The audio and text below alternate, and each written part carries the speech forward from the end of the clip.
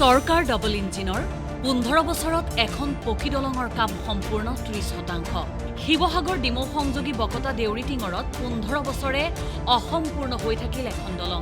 পকী খুঁটা নিৰ্মাণৰ পিছৰে পৰা কেইবা বছৰ ধৰি বন্ধ হৈ আছে দলঙৰ নিৰ্মাণ কাৰ্য। সলনি হ'ল কেইবাজনো ঠিকাদাৰ, কিন্তু সম্পূৰ্ণ নহ'ল নিৰ্মাণ কাৰ্য। নিৰ্মাণ সম্পূৰ্ণ নোহোৱাত এখন দুৰ্বল বাঁহৰ দলঙেৰে বিপজ্জনক যাতায়াত স্থানীয় লোকৰ। বাৰিষা বাঁহৰ দলং উটি গ'লে মানুহ ইপাৰ সিপাৰ হ'ব লাগে টুলুঙা হাত নাৱেৰে। কেতিয়া পকী দলঙৰ নিৰ্মাণ সম্পূৰ্ণ হ'ব, এই প্ৰশ্ন এতিয়া ভুক্তভোগী ৰাইজৰ। আমিতো সমস্যাটো বানপানী হ'লে পৰোঁ। এতিয়া নেমু গগৈয়ে দলংখন বনাই থৈছে, পাৰঘাটত পইচা হিচাপত লৈ থাকে। এতিয়া দলংখন আজি 15 বছৰ হ'ল। সুশান্ত বৰগোহাঁইতো কালি পৰহি এতিয়া ইলেকশ্যন হৈ গ'ল। ইলেকশ্যনততো দলং নহ'ব বুলি কৈ দিলে। নহ'লেতো আমাক কেনেকৈ আমি এইখন দলংটো আমাক দৰকাৰী দলং। এতিয়া এই ডিমৌলৈ কলেজলৈ অহা ল'ৰা ছোৱালীকো দৰকাৰ হয়। আপোনাৰ ডিঅ হৈ কেনেকৈ ঘূৰি যাব বাৰু?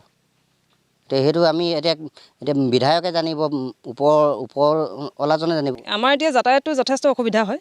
এইটো চৰকাৰে দেখি আছে, বাৰম্বাৰ আহে, বাৰম্বাৰ কৰি দিম বুলি কয়, ডিমতে থাকে, কিন্তু কোনোদিনে হোৱা নাই। বিধায়কৰ লগত আমাৰ ৰাইজে যোগাযোগ কৰিছে চাগৈ। তেওঁ দেখিছে নহয়, ইয়াত আহি গৈ চাইছে। তেওঁ কেতিয়ালৈ কৰে, আমি সোনকালে দলংখন হোৱাটোৱে মই কামনা কৰোঁ।